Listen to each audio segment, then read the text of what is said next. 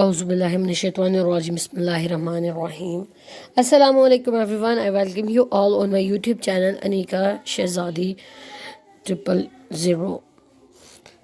आज हम अपना रिमेनिंग टॉपिक कवर करेंगे जो नर्वस सिस्टम यूरिनरी सिस्टम पे था। हम लोगों ने यहाँ तक पढ़ा था कि functions of kidney.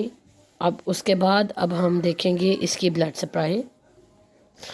Blood supply मतलब कि अल्लाह ताला ने इसको खून को मुहैया करने के लिए एक फंक्शन रखा हुआ है जिसमें हम लोग क्या पढ़ते हैं, आर्टरीज होती हैं और वेन के कम्बिनेशन होता है। ठीक है, आर्टरीज के बारे में क्या है? फर्स्ट है कि arteries, the kidney receive blood from the renal arteries. अब रीनल हम लोग किडनी के लिए वर्ड यूज़ करते हैं। रीनल आर्टरीज वो आर्टरीज जो कि रीनल सिस्टम किडनीज को प्रोवाइड करती हैं ब्लड, उन्हें कहते हैं renal arteries. Left and right which branch directly from the abdominal aorta. जो अरोटा, मेन अरोटा गुजर रही होती है ना पेट में जाकर, वो डिवाइड होती है, वो उससे ही डायरेक्ट डिवीजन हो के वो किडनीज को प्रोवाइड किया जाता है ब्लड वहाँ से। Despite there relatively small size, उनके छोटा साइज होता है, kidney receive approximately 20% of the cardiac output. अब कार्डिक आउटपुट 20% क्या किडनीज रिसीव करती हैं। अब वेन में आ जाती है renal vein, and this is the whole structure, how the presentation of diagram, hopefully you get now। ठीक है, हमारे पास ये आप लोग देख रहे हैं लेफ्ट सुपर रीनल ग्लैंड, ठीक है, सुप्रा रीनल ग्लैंड है ये, और फिर लेफ्ट सुप्रा रीनल वेन, फिर left renal artery, left renal vein, superior mesenteric artery, left ये यूरेटर आ जाता है, फिर एब्डोमिनल अरोटा आ जाती है, gonadal artery and when, anterior view of left kidney है ये ओवरऑल। अब हम आगे चलेंगे। अब हम लोगों ने ब्लड सप्लाई पढ़ ली, फिर आगे आ जाती है nerve supply. The kidney and the nervous system communicates via the renal pelvis. अब रीनल पेल्विस के थ्रू ये आपस में कनेक्टेड है। Home whose fiber cross along the renal arteries to reach each kidneys। अब ये जो नेटवर्क बना हुआ है वो दोनों को रीनल आर्टरीज को क्रॉस करते हुए किडनीज के साथ कनेक्ट होता है। Next point, understand at least this much. अब इस चीज़ को हम लोगों ने देखना है कि हम लोगों ने अंडरस्टैंड करने की क्या क्या चीज़ें हैं किडनी के ओवरऑल फंक्शन में। सबसे पहला मेन हाईलाइटेड फंक्शन होता है कि वो क्या करता है, फिल्ट्रेशन काज करवाता है ब्लड की, फिर रीअब्जॉर्प्शन करता है कुछ न्यूट्रिएंट्स वगैरह की, कुछ आयंस वगैरह की, फिर सेक्रीशन का करता है। अब हम इसी चीज़ को पढ़ेंगे। Fluid is squeezed out of the glomerular capillary bed. अब ग्लोमेरुलर कैपिलरी बेड जो है उसके अंदर क्या होगा कि स्क्वीज़ फ्लूइड को हम लोग स्क्वीज़ करेंगे, मतलब जोर से, जैसे हम किसी चीज़ को दबाते हैं ना, इसी तरह से। रीअब्जॉर्प्शन अब हमारे पास कौन सी होगी? Most nutrients, water and essential ions are returned to the blood of the pretubular capillaries. अब प्रीट्यूबुलर कैपिलरीज जो है उनमें से अल्लाह ताला ने ऐसा सिस्टम बनाया कि न्यूट्रिएंट्स, वाटर और एसेंशियल आयंस वगैरह हैं, कुछ साल्ट्स हैं, वो रीअब्जॉर्ब कर दिए जाते हैं, रिटर्न कर दिए जाते हैं ब्लड को, ताकि वो अपनी कमी को पूरा करे। फिर सेक्रीशन आ जाती, moves additional undesirable molecules into the tubules from the blood of peritubular capillaries. अब यहाँ से ही जो अनडिज़ायर्ड न्यूट्रिएंट्स, आयन, सब कुछ है वो ब्लड अपने में से निकाल देता है और उसको पेरिट्यूबुलर कैपिलरीज के तो आगे भेजता है। अब हम मेन बात करेंगे कि किडनी का जो बेसिक यूनिट था वो हमारे पास नेफ्रॉन था। अब हम नेफ्रॉन की बात करेंगे। Nephron, just like the functional unit of the lungs is the alveolus and the functional unit of the liver is the lobule. The functional unit of the kidney is the nephron. अब देखिए कहते हैं जिस तरह main functional जो unit cell है उसका lungs का वो हमारे पास एल्वियोलस होता है और लीवर का हमारे पास लोब्यूल होता है, उसी तरह किडनी का कौन सा है? Nephron. Nephron are the blood processing unit that forms urine. अब नेफ्रॉन एक ब्लड को प्रोसेस करने वाला वो यूनिट है जहाँ से पेशाब बनता है। Sorry. Each kidney has about 1 million nephrons. अब दोनों किडनीज में कितने हुए नेफ्रॉन? 2 मिलियन के लगभग। Each one carries out all of the various function of the kidney. तकरीबन हर एक सेल किडनी का ओवरऑल फंक्शन परफॉर्म करता है। आगे आ जाता है renal corpuscle, the glomerulus and its Bowman capsule. अब रीनल कॉर्पुलस को हम लोग क्या बोलते हैं? कॉम्बिनेशन किसका है? ग्लोमेरुलस का और बोमन्स कैप्सूल का। अब glomerulus a tuft of capillaries associated with our renal tubules। अब कैपिलरीज और रीनल ट्यूब्यूल्स के टफ को एक जमा को हम लोग ग्लोमेरुलस कहते हैं। Bowman capsules blind cup shaped end of a renal tubule that completely surrounds the glomerulus। जो ओवरऑल ग्लोमेरुलस को कवर अप करता है एक कप की तरह की शक्ल वाला, उसको हम बोमन कैप्सूल कहते हैं। Glomerulus endothelium that allows the solute rich virtually protein free fluid filtrate to pass from the blood into the glomerular capsule। अब ये जो है हमारे पास इंडोथीलियम है, उसने क्या करना है, ये इस चीज़ को अलाउ करती है कि जो प्रोटीन फ्री जो कंटेंट है वो गुजर जाए और फिर हम लोग फिल्ट्रेशन पास करें। Renal tubules are tubule specialized for reabsorption and secretion. अब यहाँ पर सेक्रीशन हो रही है और रीअब्जॉर्प्शन होती है इस ट्यूब के थ्रू। अब हमारे पास माइक्रोस्कोपिक एनाटॉमी ऑफ नेफ्रॉन। अब नेफ्रॉन की माइक्रोस्कोपिक एनाटॉमी हम पढ़ेंगे। ग्लोमेरुलस विद अ कैप्सूल, इसको हम लोग क्या बोलते हैं? Bowman's capsule. Proximal convoluted tubules होते हैं। फिर लूप ऑफ हेनले दो तरह में, दो लिम्स होते हैं उसके, डिसेंडिंग और असेंडिंग। और ये हम लोग देख रहे हैं कि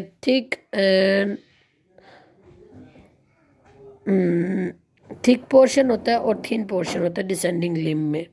असेंडिंग लिम्ब में भी इसी तरह से थिक पोर्शन है और थिन पोर्शन है। उसके बाद डिस्टल कन्वोल्यूटेड ट्यूब्यूल है और कलेक्टिंग डक्ट है। फिर ये हमारे पास ओवरऑल इसकी पिक्चर आ जाती है, रिप्रेजेंटेशन ऑफ अ नेफ्रॉन आप देख सकते हैं, ठीक है, you can capture it. Afferent arterioles, ठीक है, और ये है एफरेंट आर्ट्रियोल्स। अब एफरेंट और इफरेंट का आपने याद रखना है, जो एफरेंट है वो बाहर निकल रहा होता है और इफरेंट अंदर ही होता है, ठीक है, उसकी आर्ट्रियोल्स अंदर वाली साइड वाली। फिर ग्लोमेरुलस है, बोमन कैप्सूल है, प्रॉक्सिमल कन्वोल्यूटेड ट्यूब्यूल्स हैं, फिर उसके बाद कलेक्टिंग डक्ट्स हैं, फिर descending loop of Henle and ascending loop of Henle, फिर वेन, फिर proximal convoluted tubules confined to the renal cortex. उसके बाद कहते हैं cuboidal epithelial cell with long microvilli, ठीक है, फिर अपेरेंस होती है इसकी, reabsorption of water, iron and solutes करते हैं ये। फिर आगे आ जाता है loop of Henley, descending limb है इसमें, थिन सेगमेंट है, थिक सेगमेंट लिम्ब है इसमें। डिसेंडिंग लिम्ब जो होगी वो जो डिसेंडिंग लिम्ब है लूप ऑफ हेनले का वो थिन होता है, और थिक सेगमेंट कौन सा होता है हमारे पास? Ascending limb. The loop of Henle's main function is to create a concentrated gradient in the medulla of the kidneys. इसका मेन फंक्शन हम लोगों ने पढ़ लिया. उसके बाद डिस्टल कन्वोल्यूटेड ट्यूब्यूल्स है, confined to the renal cortex. Simple cuboidal epithelium होती है इसमें, selective secretion and reabsorption of ions. अब यहाँ पर क्या हो रहा है, डिस्टल कन्वोल्यूटेड ट्यूब्यूल्स में याद रखेंगे कि selected absorption आ जाती है, selected secretion आ जाती है. फिर आगे आता है collecting ducts. Each receives urine from the several nephrons, run straight through the cortex into the deep medulla. अब हम लोग पढ़ रहे थे collecting ducts. Each receives urine from the several nephron, run straight through the cortex into the deep medulla. अब cortex से deep medulla की तरफ जाएगा डायरेक्टली और यहाँ पे हम रिसीव करेंगे यूरिन को नेफ्रॉन से. At papilla of the pyramid ducts join to form larger papillary ducts. Empty into the minor calyces and role क्या होता है, conceive body fluid, converts body fluid. Now collecting ducts. अब आ गई बारी collection की, तो फिर क्या करेंगे. The most important role is to converse body fluids. When the body must converse water, the posterior pituitary gland secretes ADH, antidiuretic hormone. ADH increases the permeability of the collecting tubules and distal tubules to water, so more is reabsorbed.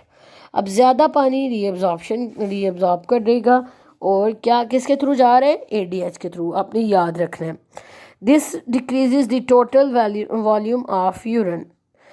उसके बाद alcohol inhibits the release of ADH. We were here.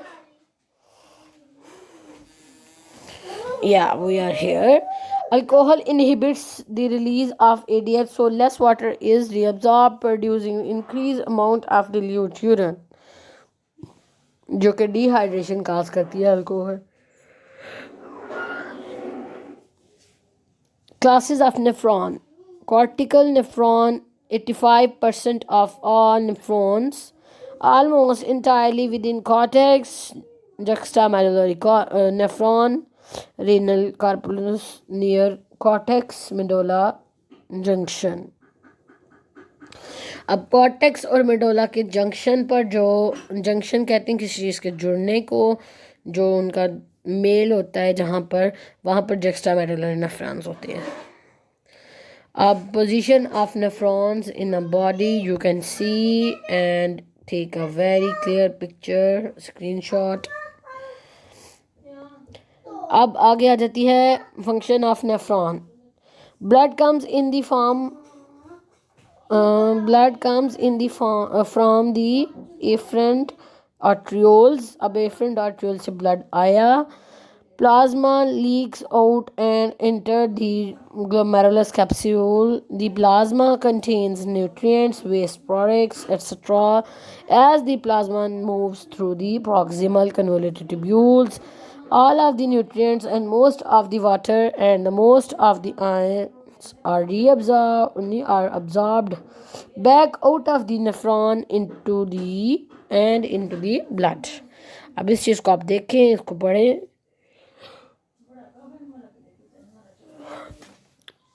कहते हैं कि plasma leak out, plasma बाहर निकल जाता है और एंटर करता है ग्लोमेरुलस कैप्सूल के. अब प्लाज्मा के अंदर क्या क्या होता है, न्यूट्रिएंट्स होते हैं, वेस्ट प्रोडक्ट्स वगैरह होते हैं. अब प्लाज्मा मूव क्या कहते हैं, प्रॉक्सिमल कन्वोल्यूटेड ट्यूब्यूल्स के अंदर घूमता है.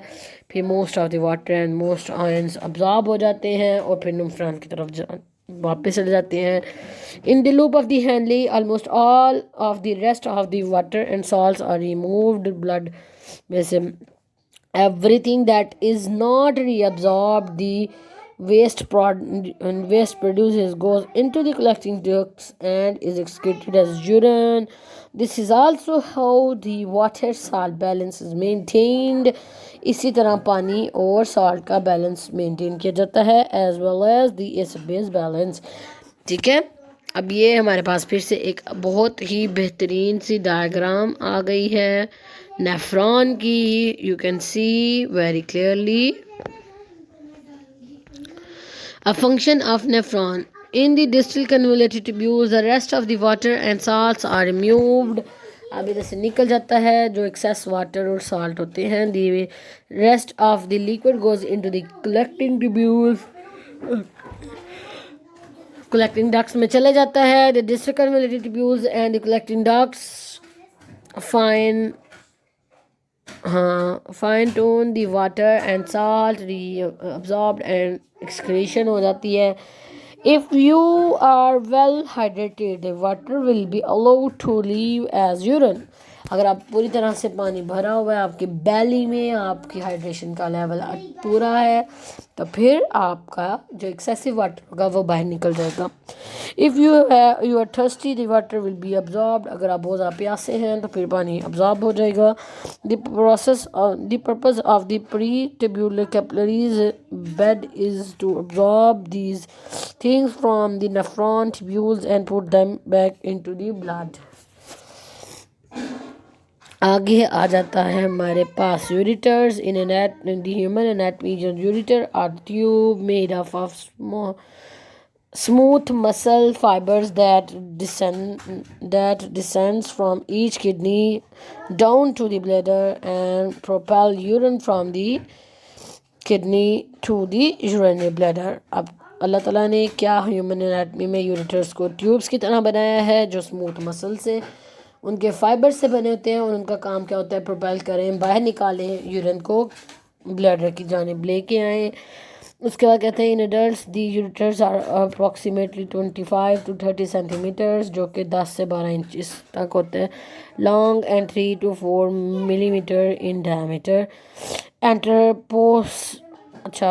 Posterior lateral corner of the bladder. आप पोस्टीरियर पीछे और लेटरल पीछे की जानिब से, बैक और पीछे की जानिब वही एक ही बात होगी ना, उसी तरफ से हमारे पास यूरेटर्स जो ब्लैडर अंदर आ जाते हैं. Run medullary with in posterior bladder with wall before opening into the interior. अंदर की जानिब ओपन से पहले. The oblique entry helps to prevent backflow of the urine. इसकी वजह से backflow नहीं होता कि ब्लैडर से ऊपर की जानिब कहीं वापस ना यूरिन चले जाए. अब ureter play an active role in traditional epithelium of mucosa stretch when ureter fills. अब उसकी जो एपिथेलियम होती है वो स्ट्रेच करती है, फैला जाती है म्यूकोसा को ताकि यूरिटर फिल हो जाए. उसके बाद कहते हैं muscularis. Inner longitudinal outer circular layers inferior 3 are with extra longitudinal layers stimulated to contract when urine in ureters. उसके बाद कहते हैं peristaltic waves to propel urine to the bladder. या पिक्चर कैप्चर कर सकते हैं. उसके बाद कहते हैं एडवेंशिया जो कि एक्सटर्नल है. उसके बाद हमारे पास आता है ब्लड सप्लाई आ जाती है superior vesical arteries, vaginal arteries होती हैं, urethral branches of renal arteries. फिर आ जाती है हमारे पास urinary bladder. The urinary bladder is a muscular sac in the pelvis just above and behind the pubic bones. अब प्यूबिक बोन से बिल्कुल पीछे की जानिब होता है एक मस्कुलर बैग, सैक की तरह होता है, थैली की तरह. When empty the bladder is about the size and shape of the pear. Pear की जिन जितना शेप होता है between the urethra and the urinary bladder और टू स्फिंक्टर्स जिसको इंटीरियर यूरेथ्रा स्फिंक्टर्स कहते हैं, जो कि स्मूथ मसल से बना होता है। फिर एक एक्सटर्नल यूरेथ्रा स्फिंक्टर्स कहते हैं, स्केलेटल मसल से बना होता है। इस चीज़ का डिफरेंस याद रखना है। अंदर की जानिब जो मसल्स हैं वो स्मूथ हैं और बाहर की तरफ स्केलेटन है।